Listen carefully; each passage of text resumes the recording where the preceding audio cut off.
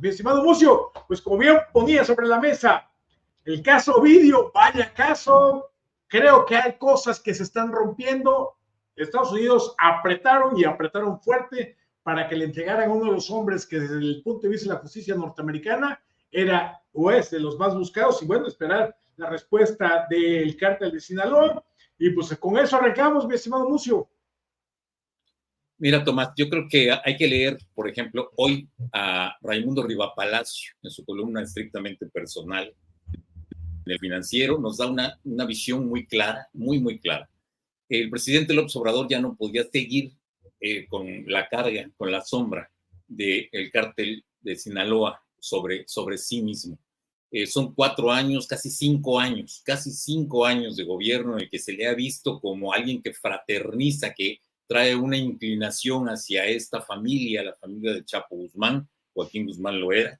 y que por supuesto, después del fallido o de la fallida aprehensión o la aprehensión y liberación de Ovidio en el famoso Culiacanazo, y que el presidente, pues, a final de cuentas, tuvo que admitir que fue él el que ordenó la liberación, y eso prácticamente lo convierte en un cómplice de un grupo de narcotraficantes. Posteriormente vino la aprehensión, la segunda vez que lo hacen con Ovidio, ya no tenían opción de soltarlo. Se vino toda esta solicitud de extradición por parte del gobierno norteamericano, y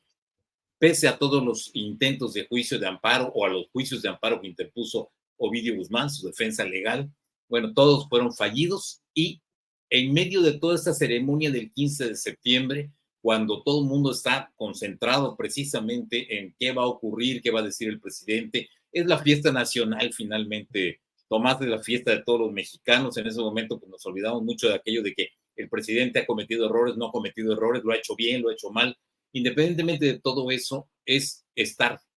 con toda la atención puesta en el Día de los Mexicanos, el Día de la Patria, el Día del nacimiento de nuestra nación. Y en este momento ocurre lo que resultó insólito, porque además la noticia trasciende desde Estados Unidos a México. No hay un parte oficial, no hay un posicionamiento del gobierno, no lo dicen los medios mexicanos, lo dicen los medios norteamericanos. Así comienza a saberse que Ovidio Guzmán ya se encontraba en territorio norteamericano, había sido remitido a una especie de cárcel correccional preventiva para enfrentar en Chicago las primeras acusaciones que se le hacen. Mira, lo que dice hoy Raimundo Rivapalacio es claro. El presidente de alguna manera tenía que romper con esta imagen que se había generado. Ahora, una cosa es que rompa con la imagen que se generó, con la forma tan comedida que se comportó con la mamá de Chapo Guzmán, con el trato respetuosísimo a Joaquín Guzmán, lo era, al grado de no llamarle el Chapo, no hablarle por el alias, por el apelativo, y hasta pedir una disculpa cuando lo hizo. Hoy vemos a un presidente que finalmente le cumple algo a Joe Biden, así lo dice hoy Rivapalacio. Yo me sumo a esa percepción de Rivapalacio, porque me parece que es muy coherente y muy congruente lo que dice. El tema del narcotráfico es vital para la campaña presidencial del hoy presidente Joe Biden y por supuesto de sus contrincantes, que sea cualquier republicano, incluyendo a Donald Trump. Si tú le entregas, o si el presidente López Obrador finalmente, o el aparato de poder entrega al hijo del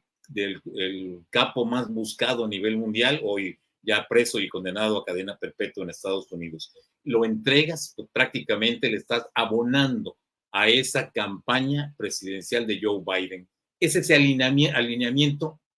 político que ahora tiene López Obrador. En su momento lo tuvo con Donald Trump, en su momento trató de que fuera al revés con el proyecto de Hillary Clinton, y se ha ido tratando de acomodar de acuerdo como lo van sacudiendo las olas políticas. Pero me parece que, como lo remata Rivapalacio, es la entrega de ese personaje importante dentro de este grupo de narcotraficantes. Obviamente no son las cabezas del cártel de Sinaloa, es el Mayo Zambada, la verdadera cabeza del cártel de Sinaloa. Hay cuatro grupos que operan ahí, obviamente pues por eso es un cártel, se coordinan, trabajan cada quien en su área. Pero el tema del fentanilo es clave. ¿Por qué? Porque ese es el que está devastando la salud y la vida de muchos norteamericanos, y esa es una factura que allá sí le cobran al presidente que no haga nada para tratar de evitar que esta droga, con esta potencia tan grande, cuando se combina con otros componentes, otras drogas, pues tiene un efecto letal. Así la gente la usa, la gente se muere, o la gente la usa y queda totalmente afectado de sus facultades mentales. Ese problema que tienen allá, finalmente, hoy tienen a uno de los que se han dedicado a la producción del fentanilo, como el caso de Ovidio, y por otra parte, tendremos que abordar el tema que es clave, Tomás, las repercusiones que esto le va a tener o le va a traer al presidente López Obrador. ¿Por qué? Porque está en riesgo de que haya un rompimiento con los cárteles y que Morena pueda perder toda esta franja política que le ha generado y que le ha facilitado el crimen organizado en toda la zona del Pacífico mexicano. Es decir, todos los estados de la zona del Pacífico mexicano, absolutamente todos, están controlados por bandas del narcotráfico que tienen presencia en la parte electoral y que terminan dándole a Morena prácticamente todos los gobernadores del Pacífico mexicano, a excepción del caso de que aquí lo dijimos mucho, ¿eh? Y que aquí en ese espacio lo comentamos, lo analizamos, lo reflexionamos, vimos los resultados y todo cuadraba perfectamente bien con el área geográfica de influencia del cártel de Sinaloa, con los resultados electorales favorables a Morena en las elecciones a gobernador en estos estados que has estado comentando.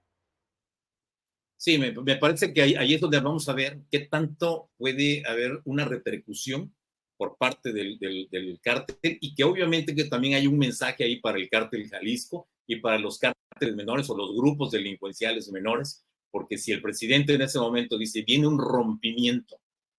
ahí es donde vamos a ver hasta qué punto va a poder aguantar, hasta qué punto los militares van a tener que cerrar filas y apretar fuerte para la persecución de estos grupos delincuenciales. Y esto pudiera llevarnos a un escenario de una guerra contra las drogas versión Andrés Manuel López Obrador, o sea, todo lo que se criticó de Felipe Calderón, que ahora lo tenga que enfrentar ya no con abrazos, no balazos, sino de frente y con las armas en la mano para poder contener la fuerza de los cárteles. El problema es que han avanzado, el problema es que están posesionados de gran parte del territorio mexicano, hay tal los grupos que lo han podido documentar. Yo creo que ese es el reto en este momento. Lo difícil no era enviar a Ovidio a los Estados Unidos para cumplir con el tratado de extradición y la solicitud que había hecho el gobierno norteamericano. El problema es qué tanto le va a repercutir a su gobierno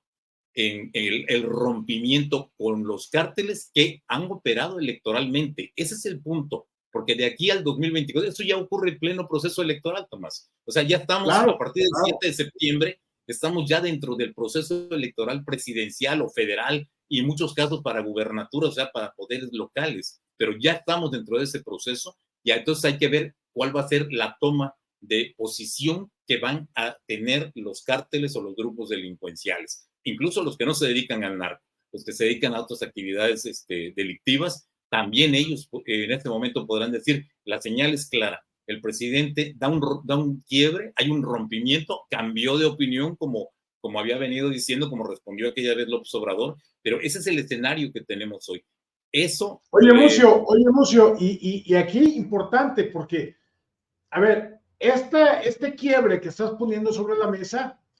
tiene que ver con un factor de poder del imperio de los Estados Unidos, de acuerdo, como también lo planteabas, la necesidad política electoral de Joe Biden, quien va a buscar su reelección, y que el tema fundamental en temas de seguridad nacional tiene que ver con la afectación del fentanilo en la salud, sobre todo y fundamentalmente a los jóvenes. Entonces, este quiebre no fue porque López Obrador lo haya decidido por sí mismo de manera estratégica, para que no nos quieran vender que ahora sí se va a combatir la delincuencia. Fue obligado por el imperio y en función de eso le va a tocar pagar las consecuencias, primero de haber pactado y hoy haber roto, en función de la instrucción orden de los Estados Unidos, porque allá fue donde se anunció y se anunció desde donde se dio la instrucción.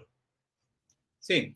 David Sauceda, que es otro de los especialistas en tema de seguridad, que escriben en varios medios de comunicación, así lo plantea. Así como Riva Palacio en esa línea, también el caso de David Sauceda, lo ve de esta manera. fue una cuestión en la que ya no podía resistirse el observador. Este es un activo para Joe Biden y ellos saben en qué momento. Mira, ellos pudieron haber decidido quizá hace 6 meses que a Ovidio se le trasladara a Estados Unidos, pero están esperando precisamente esto. Y además se da en una coincidencia, y ahí entra ya el terreno de lo que algunos han planteado, pero que es especulativo, es en el momento que sale de la cárcel, que abandona la cárcel, Emma Coronel, la esposa, la última esposa de Joaquín Guzmán Loera, el Chapo, en ese momento, y que además se le ve festejando en una fiesta, es decir, ya cumplió con su condena, después de que estaba acusada, incluso está acusada aquí en México de haber facilitado o haber sido parte del operativo para liberar al Chapo Guzmán la segunda vez que se fugó del penal de máxima seguridad. Es decir, cuando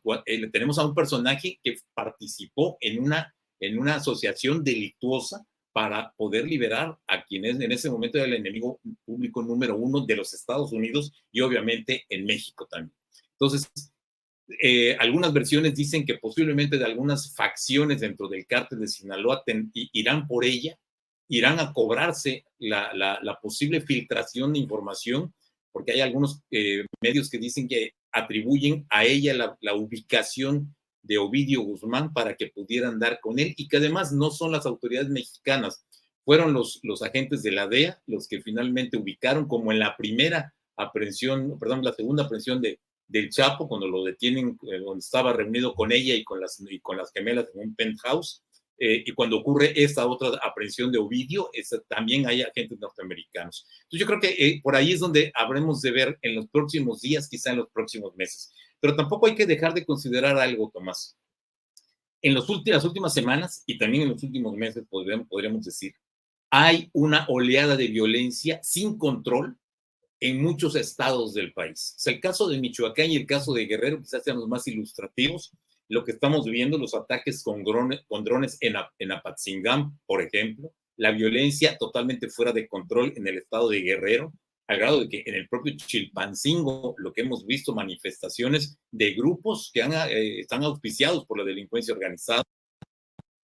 los asesinatos de taxistas, de algunos conductores del transporte, el tema del control sobre el comercio, es decir, todo esto que estamos observando, que es una oleada en la cual no podemos dejar de considerar que también puede ser esta la respuesta a esta actitud tan beligerante por parte de los grupos violentos, de los grupos delincuenciales. Esa es una hipótesis, pero la más sólida, la más fuerte es que es una instrucción que se dio desde los Estados Unidos y que López Obrador pues finalmente acató, porque no le quedaba de otra. López Obrador así es, él en su momento